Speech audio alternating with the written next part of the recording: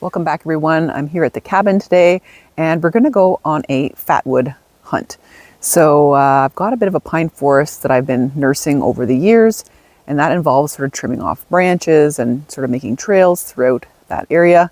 What that also means, I probably have a little store of fatwood. So fatwood, what is it? Well, basically it is wood from a pine tree that has been soaked full of resin. Usually you find it in areas where they've done a lot of logging, or you've been doing some limbing. The resin sort of fills up the taproot in areas where, just to the point where it gets kind of cut off. And that over time gets really dense, and it's really good for starting fires and like for tinder and things like that. So I'm gonna go find some today because I want to sort of refresh some of my kits. Over the years, you guys have been generous and sending me some fat wood and things like that for my little fire starting kits, but it's time to replenish that. So let's head out into my little pine forest and get some fat wood. These are some of the trails that I've been working on here in the pine forest. There's a few other things in here, but of note are these beautiful, beautiful white pines. So I've had to do quite a bit of trail work in here, and as you can see right here, you take a look at that. That little piece right there has been recently chopped off and it is literally dripping with sap. So this is kind of fresh sap right here. This has been freshly limbed. Give it some time. This will turn into a nice little bit of fatwood right here. So in fatwood, there's basically terpene, which is a highly volatile compound that when exposed to flame, lights up really quickly and nice and hot. Fatwood is something that you want to use just for starting fires and like tinder, obviously, but you don't really want to use it like big chunks of it for kind of making a fire and cooking over it, because it has really black sort of sooty smoke and that's not really great for you. So just use a bit of it to get your fire started. So industrially, what is fatwood used for? Well, when you cook enough of it down, you'll end up with pine tar, and very, very resinous product. And the liquid part that would come off of that process is turned into turpentines. You may be familiar with that. So a lot of different kinds of pine trees can give you fatwood, but like I said, today here we are looking at the white pine. And how do I know this is a white pine? How I know this is a white pine is that you'll see that there's needle clusters here, and these needle clusters are in sections of 5, and it's super soft. Pine has got very, very long pine cones. In this area, we tend to have white pine as well as some red pine. So today I'm not looking at areas where I've recently trimmed. Like I mentioned before, that's got some pretty, young looking cutoff points there. We're gonna look for some of the ones that I've cut off over the years. I must say it's really cool going through here now. This used to just be all farm field. You can see now the ground is just full of pine needles, and the grass is getting shaded out and choked out by these beautiful pines. So this will be a nice cool pine forest, nice reprieve from the hot sun when you're working out here.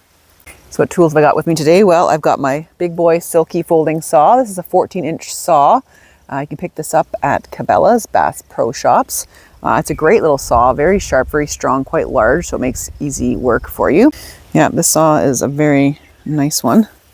So let's go and saw some of this off and see what we can find. I'm going to saw it off right kind of at the base. I think it's going to be the highest concentration of resin. We'll make very quick work of it. Pro tips if you actually catch some of these shavings.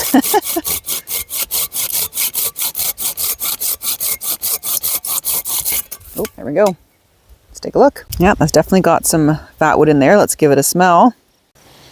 This is one of the most beautiful smells. I just love the smell of pine resin. You see the resin just dripping on this here. So this is a nice little piece of fatwood.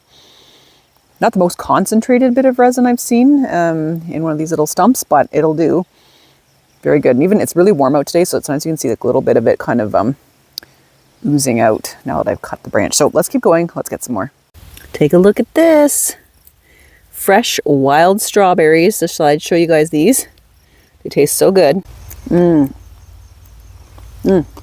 Nice and warm.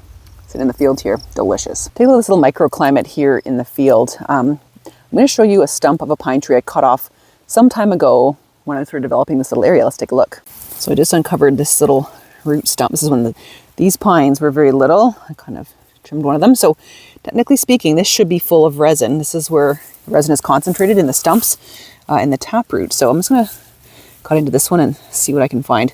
But take a look at the soil. Like all the grass is gone. It's literally just pine needles and dirt.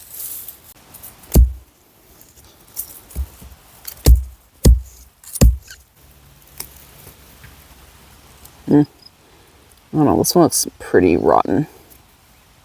Oh, I think I found some in here. Sure did. Take a look at this stump right here. That is just soaked full of resin. I'm gonna take a little bit of slice off of that. Goodness for this saw. All right, are we ready for the big reveal? Whee! Yeah, nice and sticky. There we go. Not the most dense bit of fatwood, but it's still pretty good. You can see right where I've cut it, it's like all this stuff oozing out. So it's not the oldest bit of fatwood, but ooh, it is good. Extremely sticky and resinous. All right, gonna get out of that sun, it's brutal. So I've got a good little haul here. I even grabbed some little pine needles. So I'm gonna show you guys. We're just gonna try practicing with this and start lighting a fire with it. So yeah, I've got my big pieces. I've even got a few other little stumps that I got off of some of the pines there. So you can see some of them have very concentrated areas of resin where it's darker. That's great. That's the kind that I like. So right, that stuff, that's just soaked with it. So this fatwood is very waterproof. So that's why a lot of people like it, you know, when they're camping and stuff, because you can get a fire started if it's wet outside, snowy, rainy, you know, it's great. Rain or shine, it works. So let's see if we can light a fire with it. All right, I'm just shaving some pieces off of this piece of fatwood right here, and then we're gonna see if we can light this up. To kind of go between wind gusts here, but let's see if this works. Oh, heck yeah, that's awesome. Look at how that goes. Woo. Of course, I put it in another piece of fatwood there. And then, yeah, so you can get your fire started there. You can just put other little pieces of wood or whatever to get it going. But that works really, really well. Woohoo! Of course, pine needles too have a lot of resin and they like to go up pretty quick. It smells like Christmas over here, guys. Very cool. You can see I started those little chunks of resin on top of another bit of fatwood, and look at it go. That's another little tip. If you can get a bigger piece like that, just get a few little shavings off of it. This is going to go kind of on its own like a torch, so that's neat. And there it goes. See the black smoke off of that right there? You do not want to be cooking over top of that. You can get your fire started this way, but I would not recommend this as a way that you cook your food. So as you can see, this is a piece of really juicy fatwood here. I got it started with just a few little shavings from another hunk that I have. But yeah, this is a really, really, really good fire starter. But as always, be super safe when you're playing with fire in the woods, guys. You know, it's not super dry around here, but there are a lot of parts of North America right now that are undergoing major issues with fires. The things for safety that I have around here for this fire is a bucket of water, and we've also got a fire blanket on hand. The other thing it's good for, starting fires, and also it keeps the bugs away. Take a look at that smoke. This little hunk of fatwood here is going like crazy. This will burn for a while. Yeah, a little piece that size can keep you warm for a while in an emergency situation. So I'm going to make more little pieces, little pucks of that from that stump. I want to let you guys know that this right here, this is I think the pine tar that's coming out because this is really cooking it down. Use that for waterproofing and stuff like that. So wow, look at this. This is awesome. Pine tar, as I mentioned, can be used as a waterproofer. It's also been used in various soaps and for various skin ailments. So I'm going to cut these little pieces up here to put in my little kit. And I definitely want to get more like this so I can cut slices off of it and sort of have a really, really good fire starter. So after you've been doing this for a while, your hands get really sticky. So how do you remove the sap from your hands? So to get things off my hands, I use a little paper towel with just some cooking oil on it. My hands are quite dirty, obviously, from this.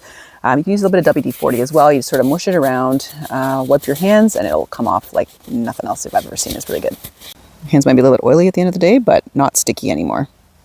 All right, let me know what you guys think about the fatwood hunt. I really like it as a fire starting method. I think it's really good. Of course, birch bark is super easy as well, but this is definitely something that can really get a fire going, especially in wet conditions. All right, you guys have a great day, and we'll see you down the trail. Bye for now.